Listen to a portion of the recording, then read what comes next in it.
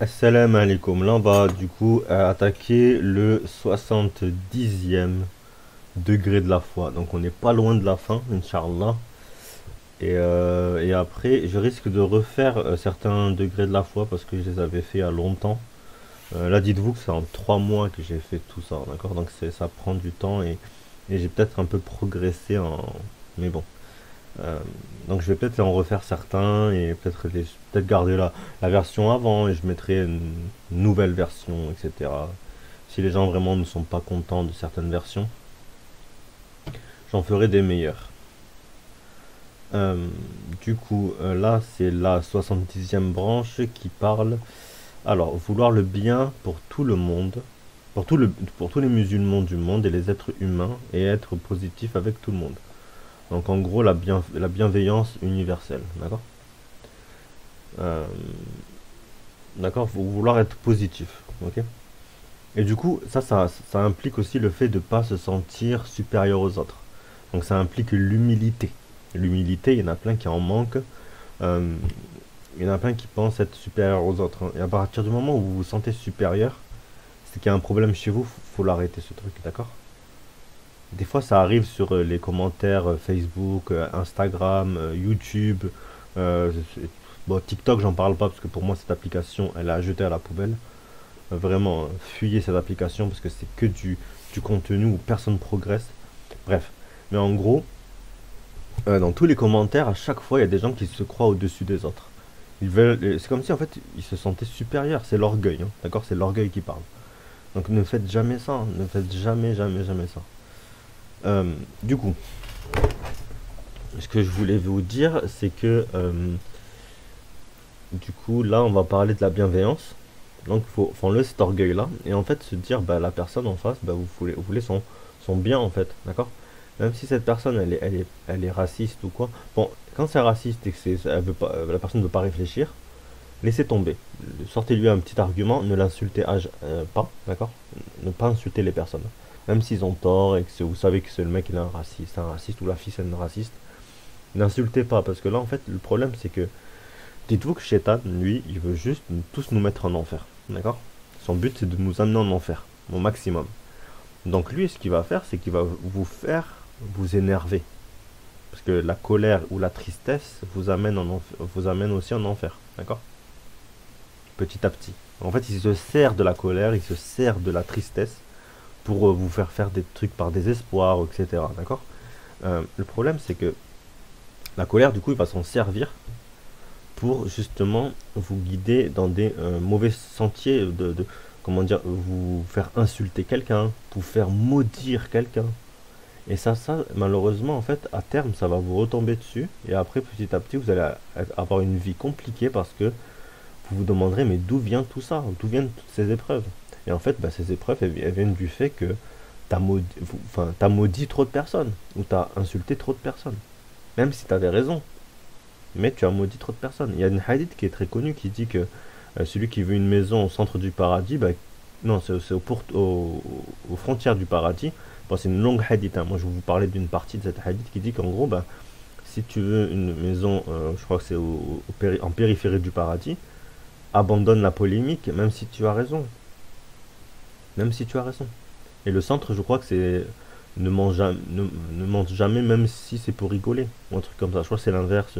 Allahu alam, enfin, pour ceux qui la connaissent, ils vont peut-être l'écrire en commentaire, ça serait cool. Mais voilà, en fait, ce que je veux dire par là, c'est que quand il y a une polémique et vous savez que vous avez raison, dites la phrase, on va dire bateau. Si le mec il insiste, il vous insulte, laissez-le faire. Laissez-le vous insulter. Laissez-le tomber tout seul. Ça m'est déjà arrivé plein de fois, hein, sur des commentaires Instagram. La personne elle s'est gonflée d'orgueil. Elle voulait pas bien. Elle était pas bienveillante envers moi. Bah moi c'est pas grave. J'ai laissé tomber. J'ai laissé tomber. Je lui ai juste dit attention, le qiyama, on va se reparler. Le jour du jugement, qui va suivre la résurrection, on va juger ton âme. Et tout ce que tu as dit, bah on va Allah il va juger ce qui avait raison entre toi et moi. Et là c'est pas un juge, le juge du coin, de la ville. Hein.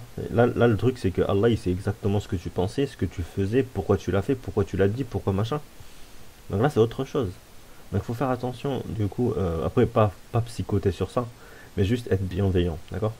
Si après vous faites n'importe quoi, mais vous vous en rendez compte, demandez pardon à Allah et de vous guider ensuite. Demandez à Allah de vous guider, d'accord?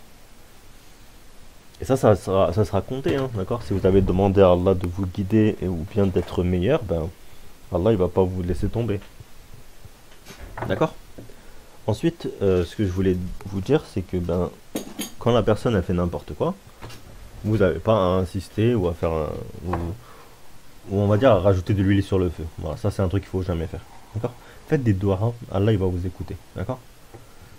Parce que malheureusement, ce qui se passe par exemple en Syrie, enfin en Syrie, même en Syrie, enfin, je veux dire en Palestine, bah, c'est parce que beaucoup malheureusement font des bêtises dans notre communauté. Et on n'est pas unis. On n'est pas unis. Dès qu'on fait un truc contre les Algériens ou contre les Marocains, ben, ça commence à gueuler. Dès qu'on fait un truc sur je sais pas qui, ben, ça commence à... Vous voyez, en fait, on n'est pas unis, mais absolument pas. Et ça, c'est un gros problème. Déjà, après, dans la communauté, il y a il y a de la médisance, il y a de la calomnie. Il y a des gens qui clashent les imams alors que les imams, ils font peut-être, même s'ils font 99% de bien et 1% de mal, tu vas pas le juger pour le 1% qu'ils ont mal fait. Bah non, faut pas être injuste. Voilà, l'injustice, tout ça, ça compte quand même dans tout ce qui est, dans tout ce qui est, dans tout ce qui est bienveillance envers les gens en fait, hein, d'accord? Alors bref, alors là je vais vous parler des différents points que j'ai notés. Alors bienveillance universelle. L'islam enseigne la bienveillance envers tous les êtres humains, qu'ils soient musulmans ou non. Les musulmans sont encouragés à aspirer au bien pour l'humanité dans son ensemble. Voilà, dans son ensemble. Donc on doit être pour la paix. Parce que j'entends trop de gens qui pensent par exemple pour la Palestine qu'il faut intervenir tous en même temps, mais en fait il faut être unis et faire la pression, mettre pression sur Israël. C'est pas euh, juste dire ben vas-y, on va juste mettre faire une guerre. Non, une guerre elle amènera à une guerre mondiale, hein. Je vous le dis franchement. C'est vrai que c'est compliqué, c'est un sujet qui est très épineux parce qu'il y a le grand il y a il y a le grand frère de Israël, c'est la c'est les États-Unis. Donc les États-Unis tant qu'ils sont aptes à se battre, il vaut mieux pas se battre. Sinon il y aura des grosses répercussions. Ça c'est compliqué. Bref. Donc d'un côté, c'est tout. Ça c'est très compliqué. Bon bref, après ce que je voulais vous dire, c'est que on va passer au point suivant. Alors miséricorde et compassion. Alors Allah est souvent décrit comme étant le miséricordieux et le compatissant dans le Coran. Les musulmans sont donc appelés à manifester ces qualités dans leurs relations avec les autres, cherchant à être des sources de bien et de réconfort pour l'humanité. Voilà. Ensuite, la notion de Ummah. La communauté des croyants ou Ummah transcende les frontières nationales et ethniques. Les musulmans sont encouragés à se considérer comme une seule communauté, partageant des liens spirituels et humains. Voilà. Donc il n'y a pas de nationalisme en islam. J'ai déjà fait une vidéo sur ça. Elle est facile à trouver, hein. Vous mettez nationalisme et mon pseudo et ça passera et vous trouverez. Traitement équitable et juste. Les musulmans sont encouragés à traiter équitablement toutes les personnes indépendamment de leur religion leur statut social. La justice et l'équité sont des valeurs fondamentales en islam. Donc la bienveillance, la justice, c'est des valeurs fondamentales. Alors, pardon et réconciliation. L'islam encourage le pardon et la réconciliation, même envers ceux qui ont commis des torts. Les musulmans sont encouragés à surmonter les conflits par la compréhension, la compassion et la volonté de pardonner. Pratique de la da'wa. Donc la da'wa signifie invitation à l'islam.